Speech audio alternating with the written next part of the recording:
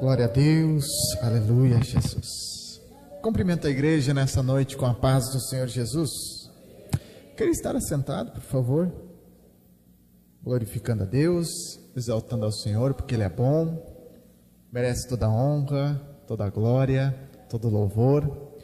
Todo o culto é para Ele, para a honra dEle, para a glória dEle, para o louvor dEle, amém? Queridos, antes de fazer leitura do texto, quero primeiramente expressar a minha gratidão a Deus, expressar a minha gratidão também aos irmãos, a esta igreja, que, como eu disse ontem, a gente já aprendeu a amar este lugar já. A gente se sente em casa aqui. Como eu disse ontem, já pode dizer que sou membro da missão da última hora, amém?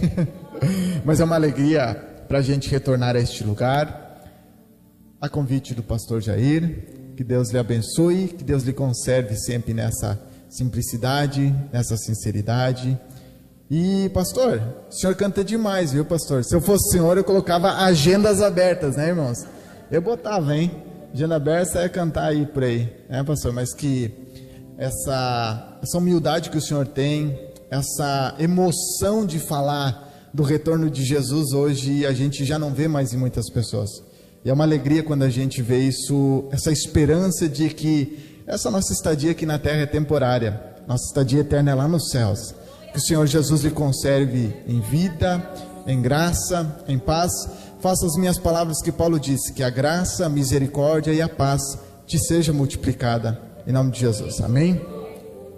Também quero agradecer ao conjunto, e como eu disse ontem também, tem gente que às vezes não valoriza mais esse negócio de coral, de conjunto, de pessoas que cantam. Mas a Bíblia diz em Lucas capítulo 2 que quando Jesus nasceu, um anjo foi e anunciou para os pastores que estavam no campo e disse: hoje nasceu Jesus, hoje nasceu o Salvador. Aí a Bíblia diz que se juntou um exército dos céus para louvar e para cantar. Que cada vez que vocês cantarem, que cada vez que vocês louvarem, Jesus possa nascer no coração de outras pessoas aí afora. Amém? Que Deus abençoe vocês, parabenizo vocês, continuem perseverantes, firmes na obra do Senhor. Também faço-me acompanhado da minha esposa, Letícia, bênção de Deus na minha vida, minha paixão, meu amor, minha vida, graças a Deus. Irmão, a Bíblia diz, aquele que encontrou uma esposa achou a benevolência do Senhor. Então para de reclamar da esposa que está do seu lado, viu? É bênção do Senhor para a sua vida, hein? Amém? Uma bênção de Deus na minha vida. Graças a Deus pela vida dela. Eu vejo tanta gente às vezes sofrendo por não ter escolhido direito, mas eu, graças a Deus, Deus encaminhou todas as coisas. Ela me cantou um dia e aí eu pensei, vou orar, vou analisar, né? Ver se mas brincando, gente, é uma bênção de Deus na minha vida. 7 anos já de casado. Irmão, 7 anos de casado feliz, viu? Isso que é bom, isso que é bom. Eu tenho um colega meu da faculdade que eu tenho que achar o número dele ainda. Porque quando eu estava fazendo faculdade com ele, ele disse bem assim, que ele era separado e eu tinha recém-casado. Aí ele disse para mim, cara, você vai ver quando você chegar no 7º ano para você ver. Aí ele falou assim, se você chegar ao 7º ano, me liga. Irmão, estou procurando esse camarada para ir atrás dele, para dizer assim, casamento, se você escolher certo, é bênção de Deus. Porque casamento é abençoado por Deus ainda, irmão. Mas estou muito contente de poder estar aqui com vocês novamente. Ontem já foi uma bênção de Deus. Deus falou conosco, Deus bradou ao nosso coração. E creio que hoje também não será diferente. Não porque é o pregando, mas é porque é a palavra de Deus sendo exposta. E onde a palavra de Deus é exposta, a transformação de vidas, a mudança de vida, a mudança de histórias, a mudança de posições, a mudança de condição, onde a palavra de Deus é exposta. Amém? Gente, quero ler Mateus capítulo 8 novamente, como eu falei para vocês. Ontem nós já ministramos a respeito desse texto, e quem estava aqui aprendeu um pouco a respeito de leproso sim, mas adorador. Leproso sim, mas a essência de adorador não sai de mim. Amém? Quantos estavam aqui ontem? Levante sua mão. Amém, glória a Deus. A pergunta que fica é: a essência de adorador está aí dentro ainda? Amém? Está aí? Glória a Deus. Quem não estava ontem, vai lá para o Facebook, né, pastor? Está sendo transmitido lá ficou salva a live, assiste a mensagem de ontem. E aí você vai entender o que a gente ministrou ontem aqui, amém? Mateus capítulo de número 8. Meus irmãos, só para não me esquecer, pastor Cleomar mandou lhe entregar um abraço também. Falei com ele hoje, que a gente estava aqui os 2 dias. Aí diz: não, manda um abraço lá para o pastor Jair, nosso amigo. Amém? Então entrego o abraço aqui do nosso pastor Cleomar, onde nós estamos ali trabalhando juntamente com ele. Amém? Mateus capítulo 8, quem achou, diga amém. Amém. Lembrando, gente, fica com a Bíblia aberta, viu, gente? Deixa eu ver uma coisa. Quem trouxe Bíblia, levanta essa Bíblia para cima aí. Deixa eu ver esse mar de Bíblia. Olha que coisa maravilhosa. Irmão, Tiago, eu tenho no celular. Não tem problema, irmão, é Bíblia do mesmo jeito. Mas levanta, irmão, você é crente, é Bíblia. Mas acompanha na Bíblia, viu? Acompanha para ver se está escrito mesmo. Mateus capítulo 8, verso 1. Olha o texto. E descendo ele do monte. Desceram do monte de ontem para hoje? E descendo ele do monte. Lembra? Você só vai viver algumas coisas na sua vida se você descer do monte. Mateus capítulo 5, a Bíblia diz que Jesus subiu. Mas aqui no capítulo 8, Jesus desceu. Porque sim, ministério é subida, mas ministério também é descida. Olha o texto. E seguiu uma grande multidão. Lembrando, Mateus capítulo 5 dizia que quando Jesus subiu tinha só uma multidão. Agora que Jesus está descendo já não é mais uma só multidão, mas é uma grande multidão seguindo Jesus. Não se preocupe com as multidões, cumpra a vontade de Deus, que a multidão quem cuida é Jesus que vai te seguir. Quem vai cuidar da multidão que vai te seguir é Jesus. Pare de correr atrás de pessoas. Cumpra a vontade de Deus, porque cumprindo a vontade de Deus, Deus levará pessoas até você. Olha o texto. Verso 2. E eis que veio um leproso. Diga leproso. Mais forte, leproso. Preste atenção. O Mateus capítulo 8 é um evangelho muito espetacular, esse capítulo. Porque esse capítulo vai ser um resumo para nós do que é uma vida ministerial. Mateus capítulo 8 vai revelar para nós a vida ministerial. Porque no capítulo 8, do verso de número 1 até o verso de número 4, vai nos mostrar o poder do evangelho em favor daqueles desesperançosos. Mateus capítulo 8, do verso 1 ao 4, mostra a graça de Cristo em favor daqueles que não têm esperança, porque havia um leproso sem esperança, um leproso desamparado, mas Jesus, através da sua graça, toca nele, fala com ele e ele é purificado. Mas Mateus capítulo 8, do verso de número 5 até o verso de número 13, também vai mostrar Jesus curando a vida de um criado de um centurião. Ou seja, Jesus trazendo cura e vitória na vida ministerial de um trabalhador. Ou seja, nós já temos um Jesus demonstrando graça para um desamparado, e nós já vemos Jesus dando vitória para um trabalhador. Mas não parou aí. Do verso de número 14 até o verso de número 17, Jesus vai trazer cura para a sogra de Pedro. Ou seja, Jesus já está trazendo cura agora para dentro de casa. Jesus começou trazendo cura, descendo no monte na rua, trazendo cura para um trabalhador, mas também agora trazendo cura para alguém que estava necessitado dentro da casa. Mas no verso de número 23 até o verso de número 27, Jesus vai mostrar a sua autoridade e vitória sobre as tempestades que se levantam sobre a nossa vida. Porque existem momentos que nós passamos por tempestades, mas Jesus é a autoridade sobre nossas vidas para nos fazer transpor essas tempestades e vencê-las na nossa vida ministerial.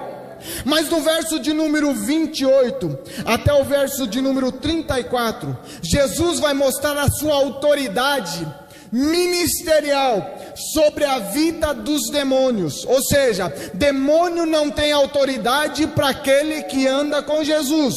Então no capítulo 8 nós temos Jesus demonstrando vitória sobre a vida de um leproso, demonstrando a sua graça para alguém desamparado. Em Mateus capítulo 8 nós temos Jesus dando vitória para alguém trabalhador. Em Mateus capítulo 8 nós temos Jesus demonstrando que na vida ministerial há vitória também dentro de casa. E em Mateus capítulo 8 nós temos Jesus mostrando que na vida ministerial existe vitória em meio às tempestades. E Jesus também mostra em Mateus capítulo 8 que existe vitória contra os demônios que se levantam contra a nossa vida ministerial. Mas olha só, entre esses milagres, entre essas vitórias, no verso 18 ao verso 22, bem no meio, Jesus vai demonstrar o que é uma vida ministerial. Porque alguém chega para Jesus e pergunta: Jesus, aonde você for, eu te sigo. Aonde você for, eu te sigo. Aí Jesus olha para ele e diz assim: meu filho, aprende uma coisa, verso 20: as raposas têm covis, as aves dos céus têm ninhos, mas o Filho do Homem não tem onde reclinar a cabeça. Sabe o que Jesus está mostrando para nós no capítulo 8? Que sim, na vida ministerial existe vitória contra a lepra, contra uma vida leprosa. Jesus está mostrando que na vida ministerial existe vitória dentro de casa. Jesus está mostrando que na vida ministerial existe vitória sobre as tempestades. Jesus está mostrando que na vida ministerial existe vitória contra os demônios, mas que também a vida ministerial vai exigir de mim e você pagar um preço para vivê-la, porque vida ministerial se paga preço. Ei, entenda uma coisa: salvação você não precisa pagar preço, porque Jesus lá na cruz do Calvário já pagou o preço dizendo está consumado.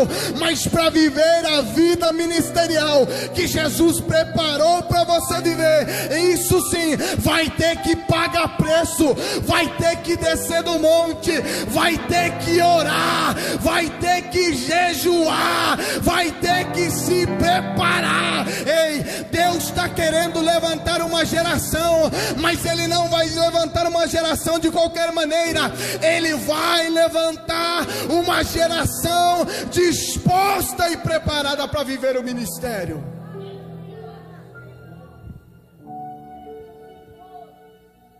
Porque está cheio de gente achando que a vida ministerial é de qualquer jeito.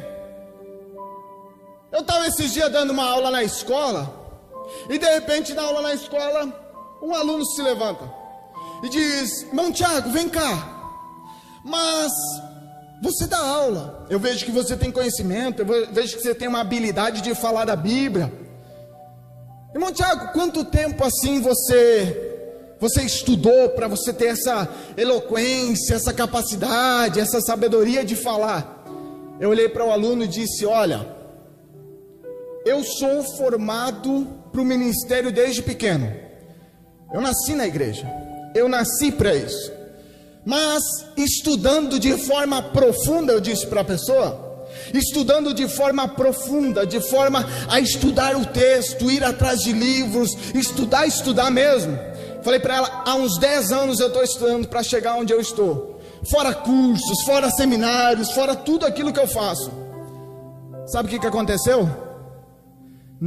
Na outra semana, na próxima aula, o aluno não apareceu mais. Porque está vivendo uma geração por aí que acha que para viver o ministério é você se ajoelhar e chegar para um pregador e dizer assim, ó, transfere a tua unção para mim. Irmão, Deus não vai baixar um HD de capacidade na sua cabeça, entenda. Para você viver o ministério que Deus tem para você viver, vai ter que pagar o preço, vai estudar, vai ler a Bíblia, vai orar, sai do WhatsApp, sai do Instagram, sai do Facebook, vai orar com o Senhor, vai ter comunhão, vai ter vida com Ele. A Bíblia diz que Paulo chega para Timóteo, escrevendo para Timóteo, diz: Timóteo, quer viver uma vida ministerial de sucesso? Persiste em ler, filho.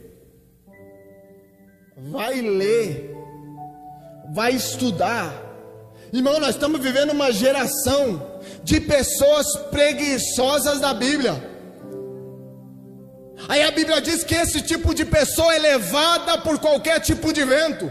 Ou seja, é levada por qualquer tipo de modinha. Está na modinha isso, eu vou fazer isso. Está na modinha aquilo, eu vou fazer aquilo. Entenda, evangelho não é levado pela modinha. Evangelho ainda é levado pela vontade do Senhor Jesus. Evangelho é levado ainda pela vontade do Senhor Jesus. Vida ministerial. Quer viver? Se prepara. A Bíblia diz que em Atos capítulo 6, eles vão levantar alguns diáconos. Irmão, não era pastor, não era presbítero, não era apóstolo, era diácono. Mas olha o que quando eles se levantam vão dizer: para nós levantarmos os diáconos, primeiro, eles têm que ter boa reputação. Segundo, eles têm que ser cheios do Espírito Santo. Terceiro, cheio de sabedoria. Mas aí sabe o que é interessante? Dentre esses a Bíblia vai dizer assim, que vai ter um homem chamado Estevão. Aí a Bíblia falando de Estevão vai dizer assim, que Estevão tinha boa reputação no meio da igreja. Estevão era cheio do Espírito Santo. Estevão era cheio de sabedoria, porque aqueles que ouviam ele pregando não conseguiam resistir com a sabedoria com que ele falava. Mas a Bíblia também vai dizer assim, que além disso, Estevão já era cheio de poder e fazia prodígios e sinais no meio do povo. Entenda, você não nasceu para chegar na média, você nasceu para viver além da média que Deus preparou para você viver. A minha Bíblia diz que aquilo que o homem não ouviu, aquilo que o homem não viu, aquilo que não subiu ao coração de homem algum, são as coisas que Deus preparou para aqueles que amam a Deus.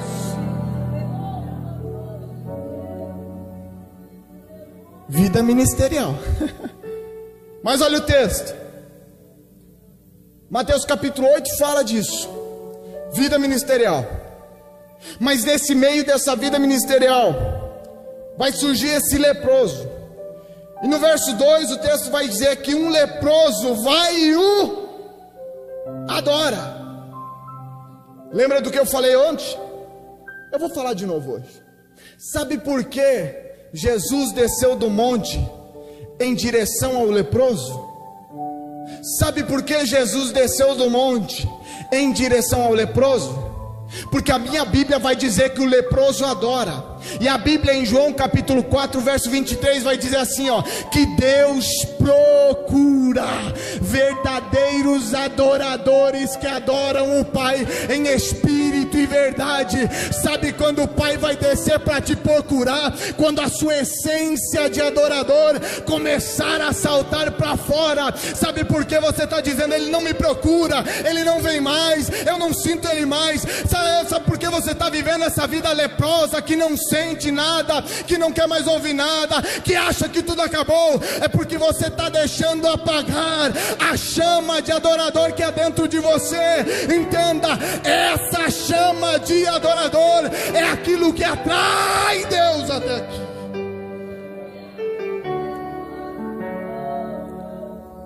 O leproso adorou, mas olha como ele vai adorar. Adorou dizendo: Senhor, Senhor.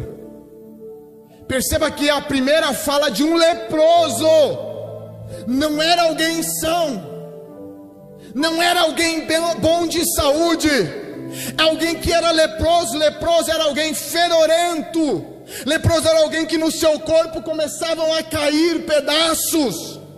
Ele está leproso, a Bíblia vai dizer nos outros evangelhos que ele estava cheio de lepra. Lucas vai escrever isso. Alguém que você olhava e dizia: esse cara aí não tem nada para dar. Mas enquanto uma multidão não se ajoelha e adora, enquanto Jesus prega Mateus 5, 6 e 7, um leproso, todo fétido, todo feio, todo errado, se ajoelha para adorar, dizendo: Senhor. Sabe o que ele estava dizendo? Eu sei que você é o Deus dos deuses, mas eu estou me colocando na posição de servo disposto. Eu sei que eu estou precisando do milagre, porque eu sou leproso. Eu sei que eu estou precisando da bênção, porque eu estou leproso. Mas mesmo leproso, eu estou disposto a me colocar na posição de servo e dizer: Senhor, eu estou disposto a te servir. Eu estou disposto a fazer a tua obra. Eu estou disposto a viver a tua vontade. Leproso, mas está dizendo: Senhor, Senhor. A gente às vezes falta uma Coca-Cola em casa, a gente já não diz mais Senhor. Falta uma Coca-Cola em casa, falta uma roupinha em casa, a gente diz: eu não sirvo mais ele não é de verdade, ele não... Ah, irmão, Jesus vai te pegar hoje aqui. Você não vai sair daqui do mesmo jeito que você entrou, não. Está na hora de nós voltarmos para o verdadeiro evangelho. Agostinho de Hipona, um teólogo, escritor, ele vai dizer assim, ó: quanto mais eu me torno escravo de Cristo, mais eu me torno livre para servi-lo. Entenda, Jesus te libertou para que você agora pudesse servi-lo, para que você agora pudesse fazer a vontade dele.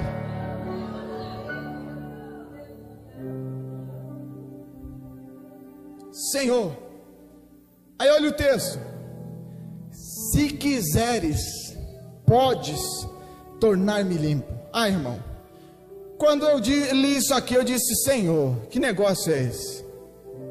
O cara está precisando, o camarada está leproso, mas ele está dizendo: Senhor, não é a minha vontade que importa, é a sua que importa sobre mim.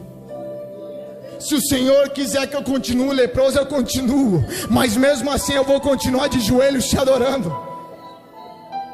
Ele está disposto a olhar para Jesus e dizer: Jesus, só se o Senhor quiser. Se o Senhor quiser, o Senhor me purifica. Sabe o que ele está fazendo? A mesma atitude que Jesus teve no Getsemane. Porque no Getsemane Jesus pega e ora para Deus dizendo: Deus, se possível, passa de mim esse cálice. Aí ele olha e diz: todavia, não se faça a minha vontade, mas a sua.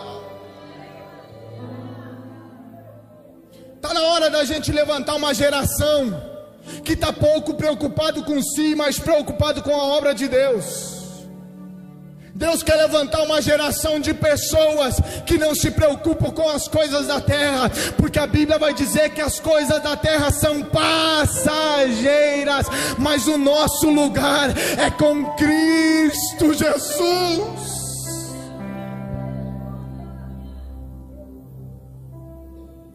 Se quiseres, podes tornar-me limpo. Ele está dizendo: Senhor, eu sei que você é detentor de todo o poder, eu sei que você pode fazer, eu sei que você tem capacidade para fazer, mas todavia, que se faça a sua vontade na minha vida. Aí olha o texto, verso 3: e Jesus, estendendo a mão, tocou. Irmão, quando eu li isso aqui, eu disse: Jesus, o Senhor estendeu a mão para um leproso e tocou nele. Mas às vezes o toque não vai ser suficiente, porque leproso ele não sente mais o toque. Leproso ele tem um problema de sensibilidade. Leproso, ele tem um probleminha que você pode tocar nele, se você não falar com ele, ele não vai ver você tocando nele, porque está leproso. Sabe por que está cheio de gente na igreja que não sente mais o toque? Não sente mais Jesus tocar nele, não sente mais o fogo arder dentro dele. E sabe qual que é o problema? Está cheio de gente dizendo assim: o pregador é ruim, a banda era ruim, o louvor era ruim, o pastor não é bom, a igreja não é boa, o lugar não é bom, e aqui, e assim, e assado. Mas a minha Bíblia vai dizer que Paulo escreve para Timóteo dizendo assim: Timóteo, desperta o dom de Deus que é em ti. Sabe por quê? Porque não foi Deus que colocou o dom para dormir, foi o próprio Timóteo que colocou o dom para dormir. Sabe o que Deus está falando para alguém nessa noite? Está na hora de você despertar o dom, porque foi você mesmo que colocou esse dom para dormir, foi você mesmo que parou de fazer, foi você mesmo que parou de orar. Pare de colocar culpa na igreja, pare de colocar culpa na banda, pare de colocar culpa no pastor. Comece a olhar para si mesmo e diga: Senhor, a culpa é minha mesmo, a culpa é minha mesmo. É eu que não oro mais, é eu que não jejuo mais, é eu que não leio mais. E diga: Senhor, faça a tua vontade em mim. Está na hora de você acordar o dom dentro de você, porque Paulo disse: o dom foi te colocado pela imposição das minhas mãos. O dom já está aí. Quem colocou isso aí para dormir foi você. Mas olha o texto. A Bíblia diz que Jesus toca nele, mas Jesus não para ali. Jesus tocou dizendo, porque quando o toque não adianta, tem uma voz que adianta. Aonde o toque das suas mãos talvez não chega, tem uma palavra que chega até lá para transformar a vida da pessoa.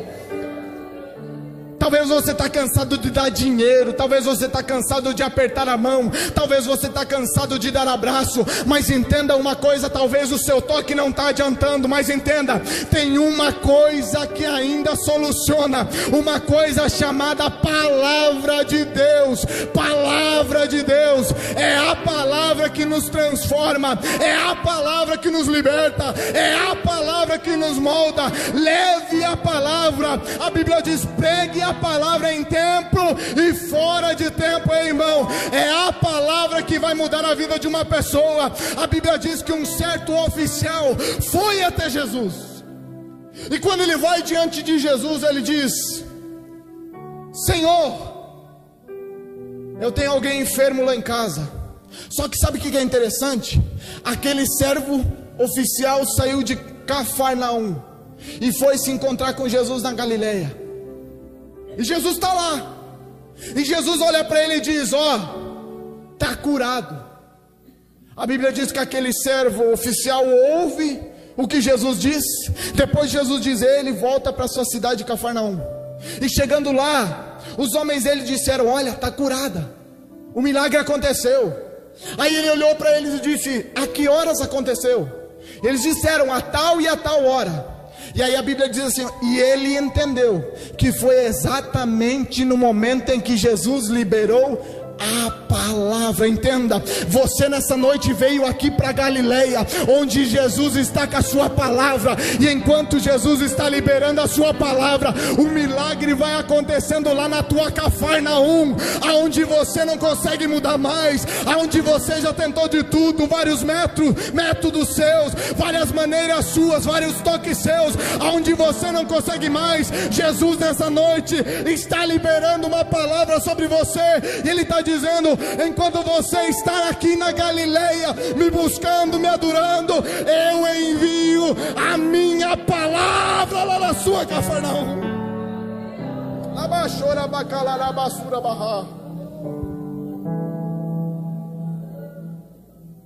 O leproso vai, Jesus toca, Jesus fala.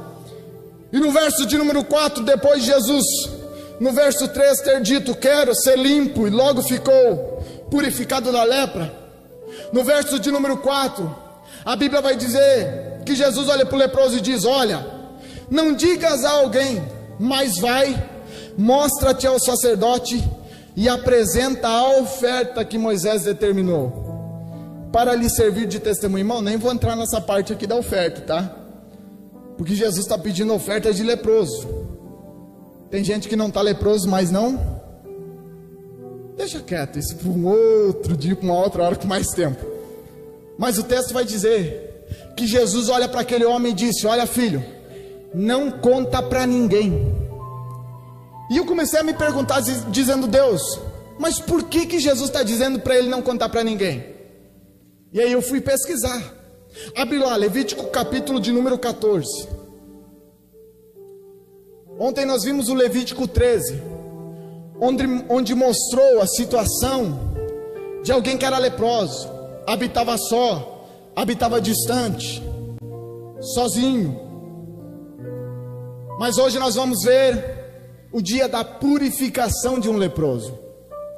Porque ontem nós aprendemos sobre leproso sim, mas adorador. E hoje você vai aprender sobre leproso, de leproso a ungido. Ontem você aprendeu de leproso sim, mas adorador. Hoje você vai aprender de leproso a ungido. Porque no capítulo 14 de Levítico, a Bíblia vai dizer que é o dia da purificação do leproso, onde Jesus, após haver mandado em Mateus capítulo 8, esse leproso ir até o sacerdote, são essas coisas que aconteciam. Ele chegava diante do sacerdote, e o sacerdote pegava 2 aves, uma ele degolava, a outra ele soltava. Uma ele oferecia, degolava, e a outra ele soltava. Depois disso a Bíblia vai dizer assim, 8 dias depois de ele ter feito esse sacrifício, 8 dias depois eles pegavam um cordeiro, e esse cordeiro também era sacrificado. Só que aí o texto diz que com o sangue do cordeiro, olha o verso de número 14, e o sacerdote tomará o sangue da expiação da culpa, e o sacerdote o porá sobre a ponta da orelha direita daquele que tem de purificar-se, sobre o dedo polegar da sua mão direita e no dedo polegar do seu pé direito. Olha o que é interessante.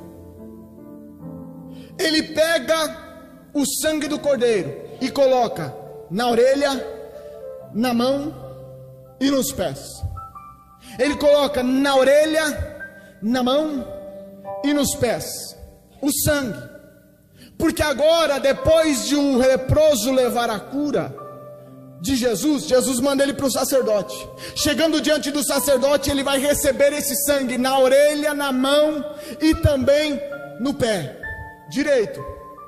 Por quê? Porque o sangue nos purifica daquilo que ouvimos, daquilo que fazemos e da direção que tomávamos. Sabe por que tem muita gente ouvindo o que não deve? Sabe por que tem muita gente fazendo o que não deve? Sabe por que tem muita gente andando para onde não deveria ir mais? Porque não passou ainda pelo sangue, está leproso. Sabe por que Jesus disse para aquele homem: ei filho, você não pode contar nada para ninguém ainda? Porque você não passou pelo sangue ainda. Está cheio de gente querendo falar de um milagre de Jesus na vida dele, mas sem passar pelo sangue ainda. Porque a Bíblia fala de um homem chamado Naamã. Ele não era crente não, mas ele recebeu a cura. O cara não era crente. Entenda, esse leproso tinha recebido a cura de Jesus, mas ele não tinha passado pelo sangue. E quem não passou pelo sangue ainda não está autorizado a falar do evangelho de Jesus. Só que olha o texto. Ele vai receber sangue na orelha, sangue nas mãos, sangue no pé. Mas ele não recebe só sangue, ele recebe azeite também.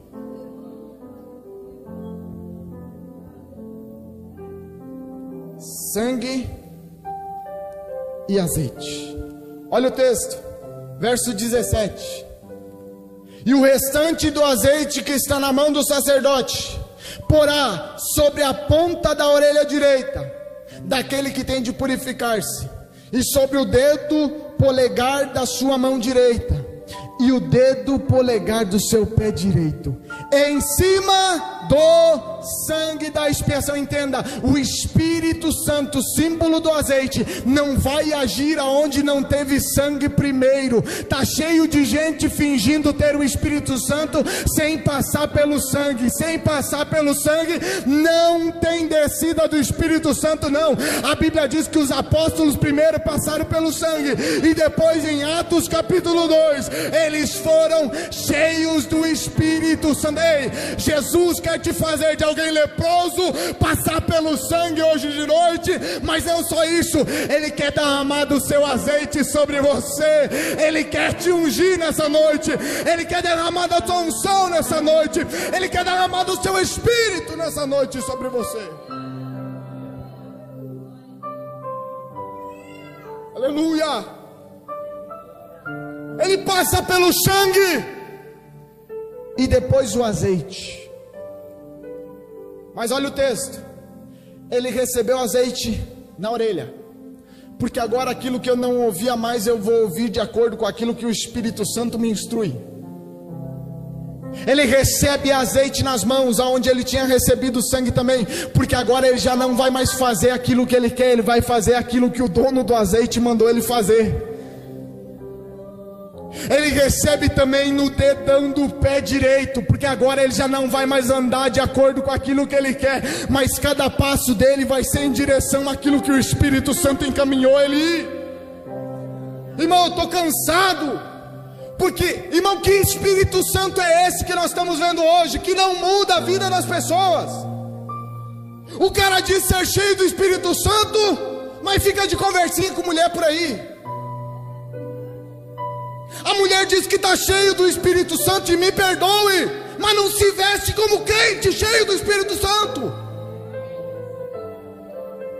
O camarada se diz cheio do Espírito Santo, mas parece uns camarada vestido por aí fora. Crente anda como crente, mulher crente anda como crente, homem crente anda como crente, ele vive como crente, ele tem atitude de crente. Ei, se você já recebeu o sangue, se você já recebeu o azeite, ande como aquele que recebeu o sangue, mas ande também como aquele que recebeu o azeite. Mas olha o texto, para encerrar. Verso 18: e o restante do azeite que está na mão do sacerdote porá sobre a cabeça. Está falando de uma unção diferenciada. Ei, talvez nessa noite você entrou aqui leproso. Talvez nessa noite você entrou aqui nesse ambiente não sentindo mais nada, dizendo: vai ser o meu último culto aqui, porque eu entro e não sinto mais nada, eu entro e não ouço mais nada, eu entro e não vejo mais nada, eu entro e não acontece. Mas Jesus disse nessa noite, e marcou essa noite dizendo: eu te trouxe aqui neste lugar, porque eu quero derramar do meu sangue sobre você, mas eu também quero derramar do meu azeite sobre você, porque você vai sair com azeite sobre a sua cabeça, você vai sair com um azeite, uma unção especial sobre você, você vai sair daqui totalmente cheio do Espírito Santo. Há uma graça de Deus aqui, você vai sair desse ambiente nessa noite, cheio do Espírito Santo. Quem deseja essa unção, levante a sua mão e comece a adorar, levante a sua mão e comece a adorar, seja cheio, receba a unção de Deus.